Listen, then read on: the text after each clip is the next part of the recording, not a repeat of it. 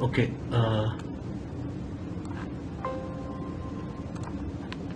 Okay, so this is my Windows machine. So I have a WSL setup here, which I typically use for when I have to work on Linux machines. So so you have I have installed this Ubuntu default VM, which is basically the latest one. You can install it using list online. So yeah, these are the available versions. You can, if you are using Windows, then you can use this WSL for working on Linux, just to try out some libraries or other things that you would if you have to quickly check something. So the way to, on my machine, I've already installed this Ubuntu machine. So the way you enter into the Linux shell is WSL. If there is only one instance, all you need to give is WSL, so it will enter into WSL. So you go into this thing. So now this is my Linux Ubuntu shell, and here what we'll do is, now this is the dlt-daemon repo, which I was I'm not sure if I referred to this, but yeah, this is the dlt-daemon repo. All we have to do is, you just come here, do a git clone of this thing. Let's say let's do a test directory where we can, okay, let's do a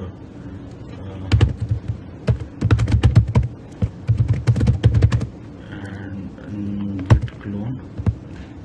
And so this basically would require you to install. Once you install, so this git repo has been downloaded. So let's cd into this. So dlt-daemon. Okay, so we are now in this dlt-daemon repo. So once you install your VM or WSL subsystem, Linux subsystem, so there are a couple of things that you would have to install. One is build essentials, cmake, git. Yeah, probably, this is what you can try out. If anything, if it fails on any of the libraries, I don't seem to remember what are the dependencies. Probably they are, the dependencies must have been mentioned somewhere in the readme.txt in this repo. So you can do a sudo apt install of these, whatever is the dependency. You have to take for any library which it is dependent upon, then you'll have to probably take the dependent development library for that package. Okay, so most of the things here have already been installed, hopefully. So now this is a CMake based build system. So how typically CMake based build system will work is that it will have a root CMake list.txt. Okay, and without even thinking about what to do next, all CMake based build systems typically work like this. You do what is called an out of source build.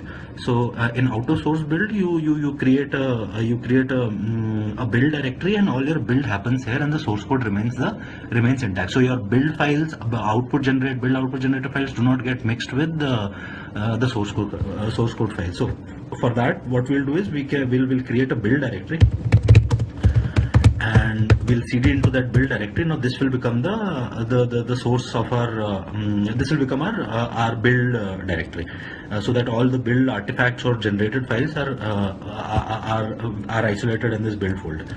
And then we have to issue basically two commands for CMake. One is we have to configure CMake, and we have to issue the build command. So configure step in CMake is basically you issue CMake and provide the directory where the CMake list.txt is present. So in this case, if you our top level directory had this CMake list.txt. Where did it go? Yeah, CMake list.txt. So all we have to do is give CMake ..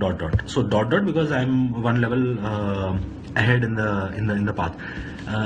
You can also specify a full-blown full path or a relative path, wherever it should find a CMake list.txt in that particular path. So you do that, and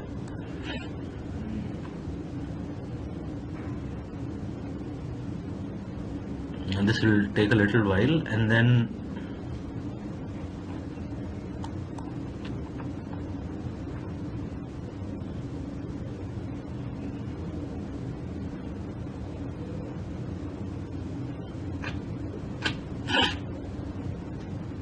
Okay, so the configuration step has been done. So now to the build step. Build step, how you do it is you do a cmake --build dot is the current directory where the cmake. So the important part here is once you do this is the output of cmake cache.txt. Okay, so this cmake --build dot is specifying the path where that cmake cache.txt is present. So here in this case dot. Okay, cmake --build dot and then --config.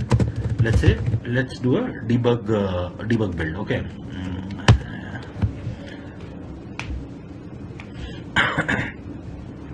So this will take some time. I mean, once it finishes, it will generate the artifact. So in this case, dlt-daemon, it has so DLT basically is a logging system.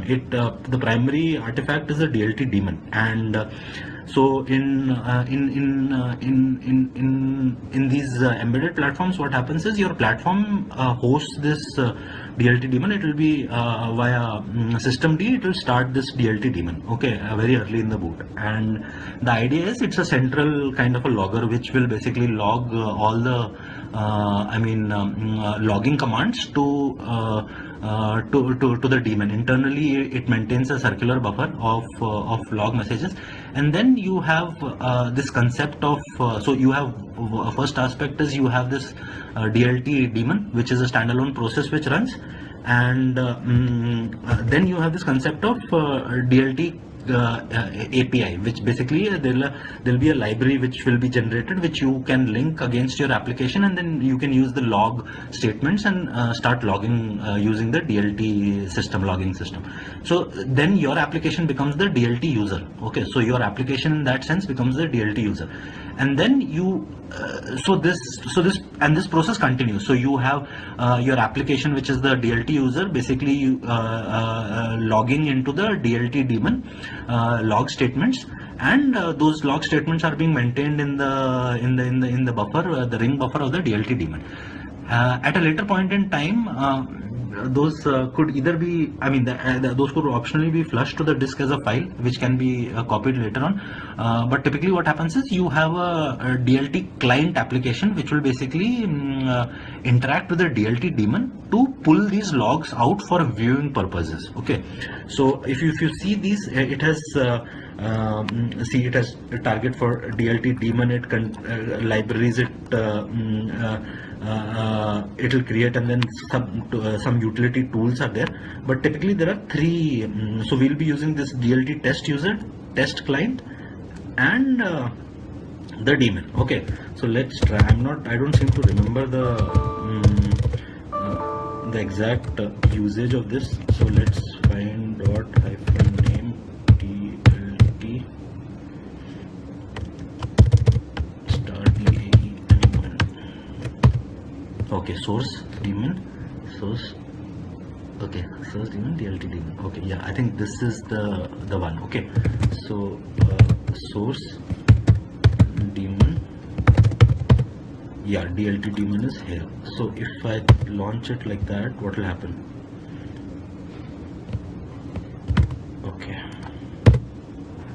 Okay, yeah, just set allow. Okay, so yeah, basically, this is how you start it, and it'll basically start. So now dlt-daemon is running. Now we need to open another shell to the same WSL instance, and again WSL, and you are into that same VM. And if you do ps -eaf grep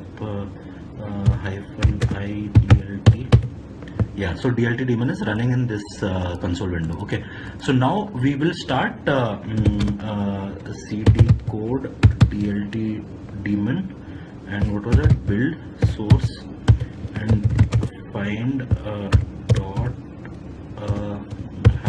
-name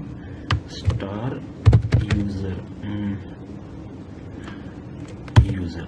Okay, DLT test user. Okay, so then we'll go to test and ls-l, yeah, test user and test client. Okay, so let's do one thing. So this is the daemon which is running here. Okay, and then we will start the test user here. Test user is basically your application, which is basically writing logging statements, which will be redirected to the dlt-daemon. So for that test user, we'll use this. Okay, so we'll use this, and I'm not again sure about the command line. We'll have to check. But meanwhile, let's start a DLT client session as well.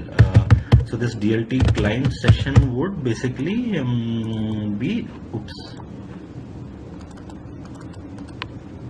one second. This DLT client session would basically be will allow us to pull the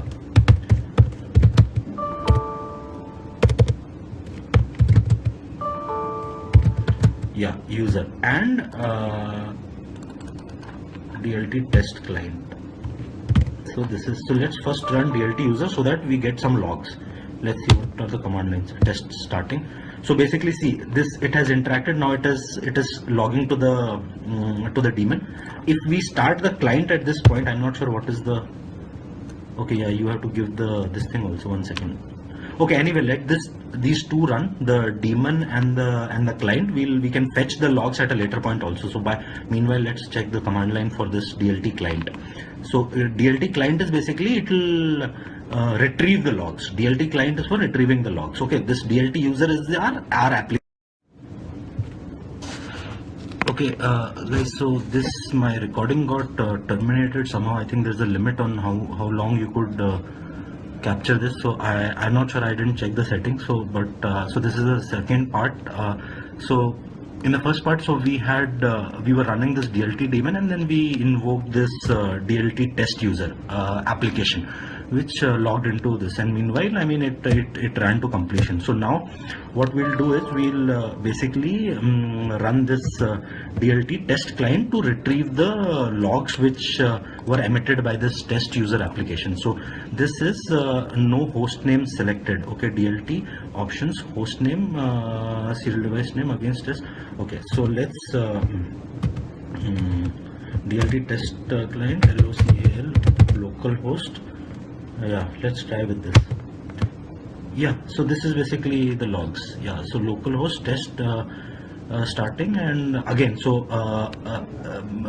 this is it, gave all the logs which are generated in one shot. So now if we both run the application as well as the client, you can see the traces in action. Okay, so let's start this and the localhost both at the same time. Okay, so let's start the localhost first, DLT client, and let's start the user. So now you see it will start.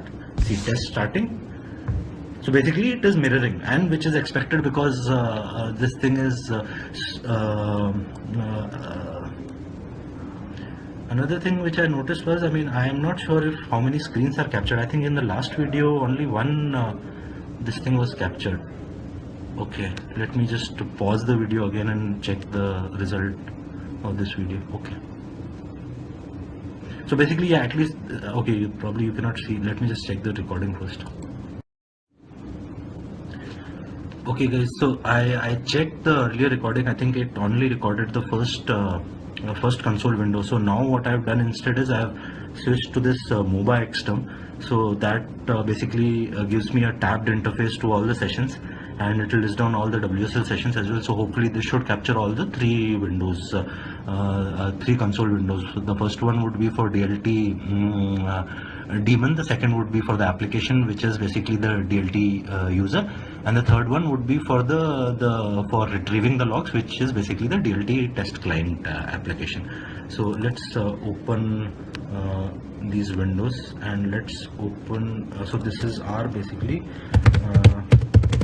cd code DLT build source DLT okay cd okay find dot name start dlet-daemon. Where is that? Source daemon. Okay, the source daemon. Okay, there is hyphen. So let's start this DLT daemon. daemon here. Now let's go to home and start another WSL session. So this is the daemon session which is running here. Let's go to again what was that? Okay, let's go here and okay, copy and go to okay, paste. Okay, so now we'll go to test this thing -l. So DLT test client. So here we will have to use DLT test user, and so before that yeah, so let's DLT test user. So if you check this is the daemon which is active.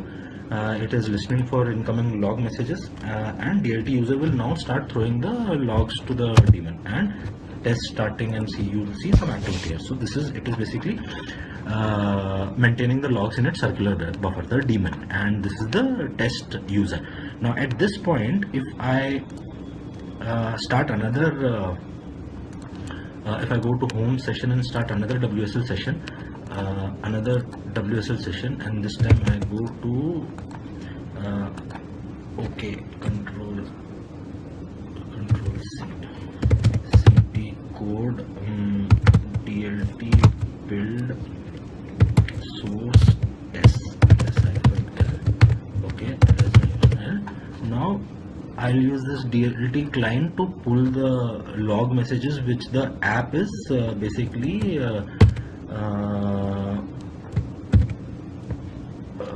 it's which the app is sending to the daemon. Okay, so how it works is you need to give paste DLT client and the host name is local localhost. So see, this is basically your logging. So it's a test application which is executing some test cases, and it is logging which all tests have been started. So this is the client which has retrieved the log from the DLT daemon, okay, not the application. So the application ran to completion here. So now if I run the application again, DLT test user, and run the DLT test client again, daemon is still active. Okay, so we'll test starting, and so you test starting, so it will basically be in sync. Okay, so these two will be in sync. Okay, so see, both of them are updating at the same time. So this will give you live capture of all the logs which are happening on the are being emitted, are being maintained by the DLT user running on the platform. So DLT user typically would be started by the platform and via systemd, and other components will also write to it. So it has this filtering capability as to you can only filter for your application log, or you can give a combination of wildcards to filter multiple processes in the same time. So it's a very configurable kind of logging system, and it is basically based on CMake based build system, and CMake has two fundamental steps. First is the CMake configure step, which is on a per project basis, and the other is the build step. So both of them have been mentioned in the first video, I believe. Yeah, so that's it, guys. I mean, just let me know in case you have any questions, so we can again take it forward. Thank you.